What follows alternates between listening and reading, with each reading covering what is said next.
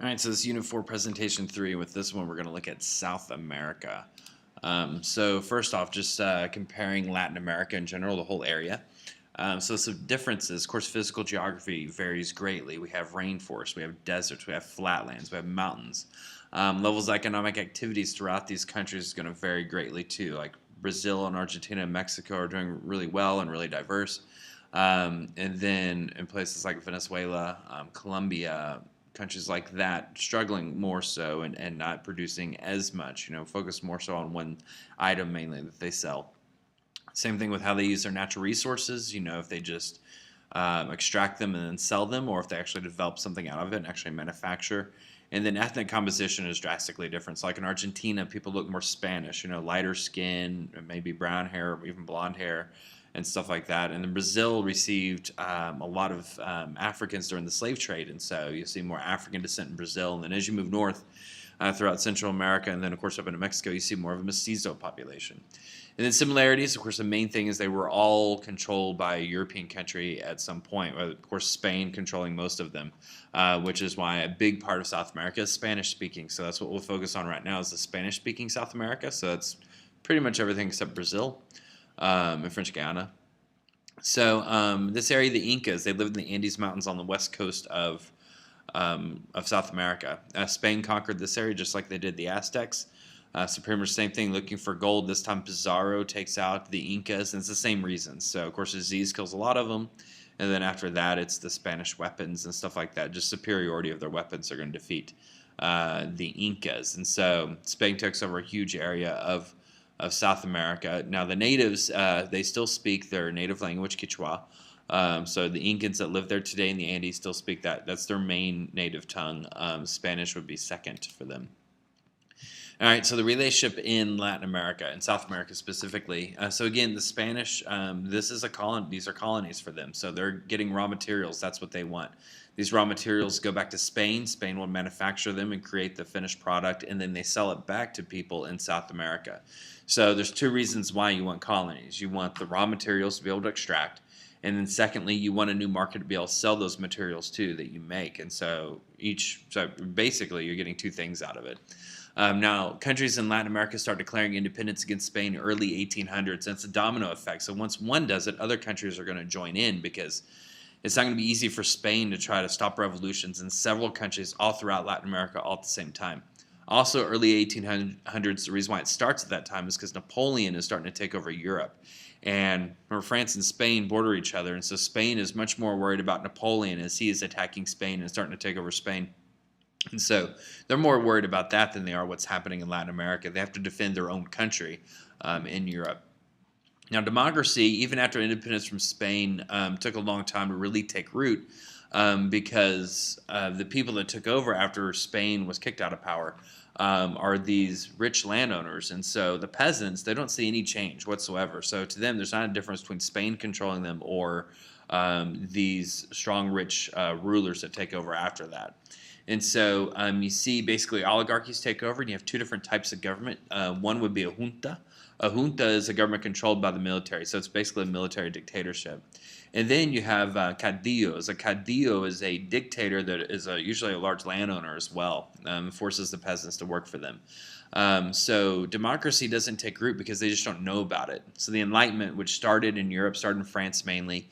So these writings by like Voltaire and Rousseau and John Locke and Thomas Hobbes and all these guys start spreading through France, and of course gets to England, makes it over here to the United States where we start our revolution in response to these Enlightenment ideas. And so basically the ideas of the Enlightenment is that everyone is created equal. God created all of us equal, so therefore the monarchy, there shouldn't be a monarchy because what right does the monarchy have to rule over all of us? Who put them in power? Who gave them that special ability? There's nothing more special about the monarch than me. And so this is where you start leaning towards, obviously, democracy, that everybody is equal and everybody should have a say and power in the government. So that makes it here we have a revolution. Obviously, in France, they have a revolution. Spain doesn't want it to happen in their country. It's a very strong monarchy. And so they keep those ideas out of Spain and also keep those ideas out of Latin America because they control it. And so these Enlightenment ideas never infiltrate Spanish colonies whatsoever. And so therefore these peasants just don't know about it. They don't know about these Enlightenment ideas, this idea of of having a say in the government whatsoever is just not there. It's not on the radar. And so you're not going to see a revolution there. Now, today, democracy is spreading because obviously today they have access to that information. And so now there is much more pressure on the governments in Latin America to become more democratic and get rid of corruption. And we've seen many revolutions throughout the 20th century pushing countries towards democracy. So that is a good thing. All right, economic activities. So most people in Latin America and South America work in the primary and secondary levels. So remember, primary is gathering raw materials, secondary is adding value to that raw material, so taking the cotton and then making a shirt out of it. But there's not nearly as many at the tertiary and quaternary levels. And to get to those two levels, we need a better education system in South America so people can get jobs at the tertiary and quaternary level. Remember, tertiary is like your service sector, and that's where you want most people in your economy working, is at the service sector of the economy. So that's a problem they're facing, is trying to get better education to get people up into the tertiary and quaternary level. The other problem they're facing is that a lot of these countries are what's called a one commodity country. So a commodity is a natural resource that a country may sell. But the problem is when you just sell one commodity, you're pretty much banking your entire economy on that one thing. And so if, let's say, coffee, for example, in Colombia, if there's a disease that just, that destroys a lot of the coffee crops throughout Colombia, well, their whole entire economy is going to go down because of that. Or let's say for some reason there's just not a high demand for coffee one year for whatever reason, then that could hurt their entire economy. So basically the way to think about it is if you were investing your own money into the stock market, you wouldn't invest all of your money into one company, even a strong company, even Microsoft or Apple. You wouldn't just put everything in there. You still want to divide up your money and make sure that you invest in several different areas.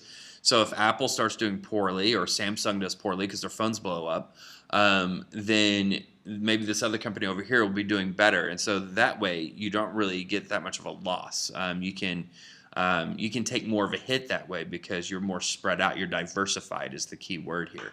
And so same thing with countries. You want to be diversified in your economy. You want to have several things that you can sell. And so if one takes a hit or crops don't come in real well in one sector of the economy, these other sectors of the economy are going to help you, and you can still make a lot of money. And then, of course, the other problem with like Colombia, for example, in one commodity countries is that usually it's a few wealthy families that control it, that monopolize the industry. And so, it's not like you could just move to Colombia and start farming and growing coffee and be competitive by any means, because the families that are rich and own a lot of the land, they're going to be the ones that are always in power. And of course, the diseases can wipe out the crops and therefore the economy as well is another issue. All right, Colombia also has another commodity, the legal side. So cocaine is produced quite a bit in Colombia, also in Peru, Bolivia, Brazil, and Ecuador. And what's interesting is it's actually okay to harvest the bush. It's okay to do that because actually a lot of them will eat the cocoa leaf as they go up in elevation. It alleviates elevation sickness and things like that. And it is a very mild stimulant if you eat the leaf itself. But once you concentrate it into cocaine, it's 60 times stronger and, of course, becomes lethal. And so this is big money for the cartels. And so cartels, of course, are very strong in Colombia, make a lot of money off cocaine as it spreads up into the U.S. and Canada. So that's a huge issue for Colombia, and I can guarantee you right now we have special forces in Colombia taking out these cartels.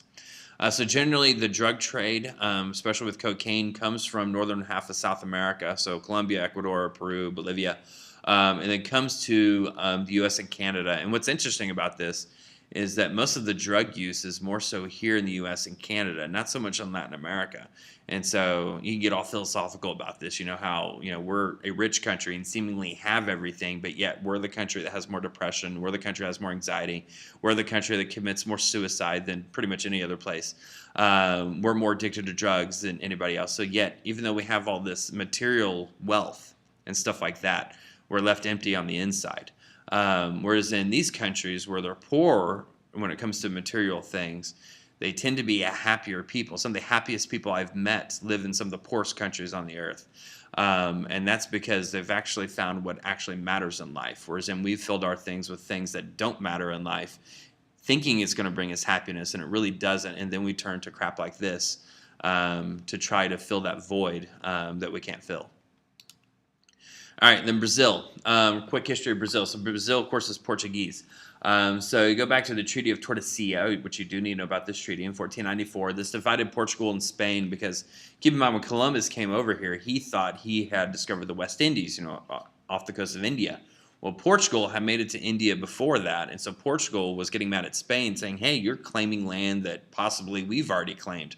And so the Pope got involved and created this treaty, Treaty of Tordesillas, and drew a line on the map demarcating, it's called the line of demarcation, demarcating which would go to Spain and what land would go to Portugal.